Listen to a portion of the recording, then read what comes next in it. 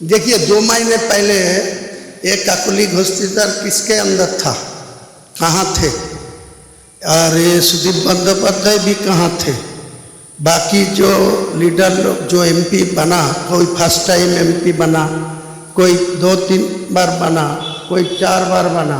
पश्चिम बंगाल की राजनीति में इन दिनों हालात ऐसे हैं कि कभी ममता बनर्जी की ताकत मानी जाने वाली तृणमूल कांग्रेस अब अपने सबसे मुश्किल दौर से गुजरती दिखाई दे रही है। चुनावी हार के बाद पार्टी में बगावत की आग लगातार फैलती जा रही है। पहले 98 विधायकों ने मोर्चा खोला, फिर 20 सांसदों ने पार्टी का साथ छोड़ दिया। ऐसे में सवाल उठने लगे हैं कि क्या ममता बनर्जी का राजनीतिक किला सचमुच दरक रहा है और क्या बंगाल की राजनीति एक बड़े बदलाव की ओर बढ़ रही है। इसी उथल पुथल के बीच एक ऐसा बयान सामने आया जिसने राजनीतिक गलियारों में नई चर्चा छेड़ दी है। यह बयान किसी सहयोगी नेता का नहीं बल्कि उसी हुमायूं कबीर का है जिन्होंने कभी ममता बनर्जी और उनकी सरकार के खिलाफ खुलकर मोर्चा खोला था। अब वही हुमायूं कबीर ममता बनर्जी को विधानसभा तक पहुंचाने की पेशकश कर रहे हैं। उन्होंने साफ कहा है कि अगर ममता बनर्जी चुनाव लड़ना चाहती हैं और उन्हें समर्थन की जरूरत है तो वह हर संभव मदद करने को तैयार है। नमस्कार, मैं नंदिनी सोनी और आप देख रहे हैं द हिंदी टॉप। दरअसल विधानसभा चुनाव में हार के बाद ममता बनर्जी खुद विधानसभा पहुंचने में सफल नहीं हो पाई। यही वजह है कि उनके राजनीतिक भविष्य को लेकर लगातार सवाल उठ रहे हैं। ऐसे समय में आम जनता उन्नयन पार्टी यानी कि AIJUP के अध्यक्ष हुमायूं कबीर ने कहा कि अगर ममता बनर्जी मुर्शिदाबाद की रेजी नगर सीट से चुनाव लड़ना चाहें तो वह उनकी जीत सुनिश्चित करने के लिए पूरा जोर लगा देंगे। इतना ही नहीं, उन्होंने ये भी कहा कि अगर ममता बसीरहाट से चुनाव लड़ना चाहें और उनका समर्थन मांगे तो वहां वे अपने दल का उम्मीदवार तक नहीं उतारेंगे। हुमायूं कबीर का ये रुख इसलिए भी हैरान करने वाला है क्योंकि कुछ समय पहले तक वही नेता ममता बनर्जी की सबसे तीखी आलोचनाएं कर रहा था। TMC से निष्कासित होने के बाद उन्होंने अपनी अलग पार्टी बनाई और ममता सरकार को सत्ता से हटाने तक की बातें कही थी। लेकिन अब जब TMC अभूतपूर्व संकट से गुजर रही है तो कबीर का रवैया पूरी तरह बदला हुआ नजर आ रहा है। इससे पहले 4 जून 2026 को भी कबीर ने ममता बनर्जी को रेजीनगर सीट से चुनाव लड़ने की सलाह दी थी। उन्होंने कहा था कि अगर जरूरत पड़ी तो वह अपनी सीट से इस्तीफा देने तक को तैयार है ताकि उपचुनाव हो सके और ममता विधानसभा में वापसी कर सके। उनका दावा है कि रेजीनगर क्षेत्र में उनका मजबूत प्रभाव है और वहां उनकी बात को लोग गंभीरता से सुनते हैं। उन्होंने यहाँ तक कहा कि अगर ममता उनके पास आती है तो वह उन्हें विधानसभा पहुंचाने की जिम्मेदारी ले सकते हैं। नेता थे, तृणमूल पार्टी का संसदीय दल का नेता थे, तो 1 साल पहले उनको नेता से हटा के, उनको तबीयत ठीक नहीं है, ज़्यादा से ज़्यादा उम्र हो गया, इसलिए उनको पार्टी में निर्णय लेके वो अभिषेक को नेता चुनाव गया, उनको सामने सीट से पीछे सीट में निकाल दिया। तो 1 साल के बाद जो वेस्ट से हट गया TMC, तो आज का दिन में वो इतना लालच क्यों है जो वो इतना दिन उनको पास में था। ममता बनर्जी अच्छा था, अच्छा लीडर था, आज फिर इनको खिलाफ जाके ये जो कर रहा है ये लोगों को ठीक नहीं है। ये लीडर लोग का ये आचरण नहीं है।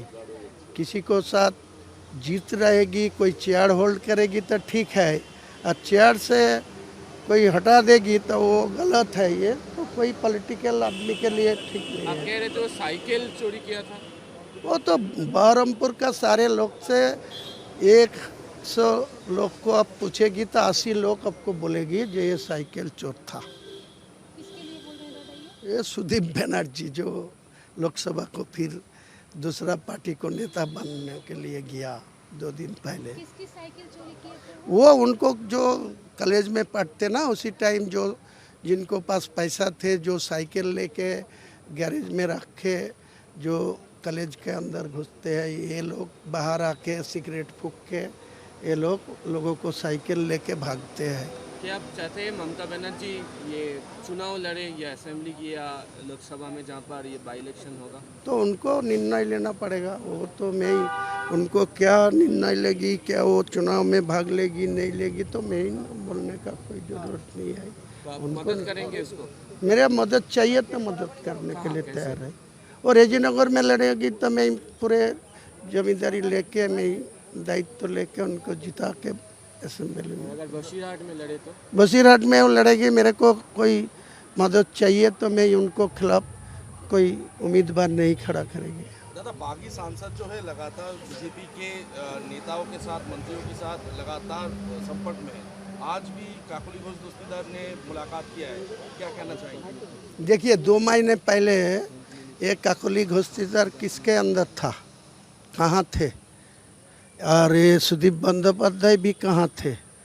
बाकी जो लीडर लोग, जो एमपी बना, कोई फर्स्ट टाइम एमपी बना, कोई 2-3 बार बना, कोई 4 बार बना। तो आज का जो सवाल, जो मुद्दा इनको सामने लेके आया, इनको ठीक नहीं है। पॉलिटिक्स में इतना धोखाधड़ी, इतना गद्दारी, इतना लोगों को साथ बेईमानी नहीं करना चाहिए। वो अपना करियर अपना ही ख़त्म हो जाएगी। अब दिलचस्प बात यह है कि कबीर ने अपने बयान में भावनात्मक पहलू भी जोड़ा। उन्होंने कहा कि आज ममता बनर्जी जिस स्थिति में है उसे देखकर उन्हें बहुत दुख होता है। उनके मुताबिक राजनीति में जो पहचान और मुकाम उन्हें मिला उसमें ममता बनर्जी का बड़ा योगदान रहा है।